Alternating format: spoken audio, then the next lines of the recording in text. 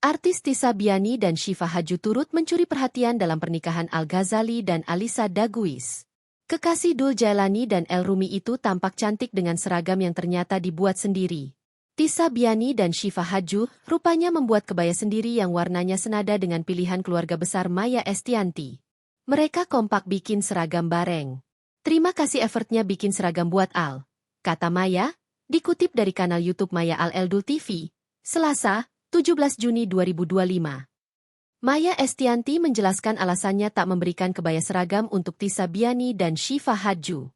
Istri Irwan Musri itu mengaku khawatir akan mitos atau pamali jika pasangan kekasih diberi seragam sebelum resmi menikah.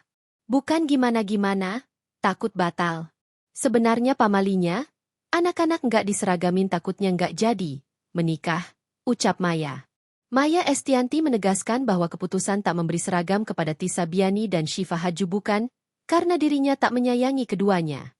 Sebaliknya, Maya justru sangat menyayangi Tisa dan Syifa sehingga memilih untuk menjaganya dengan cara tersebut.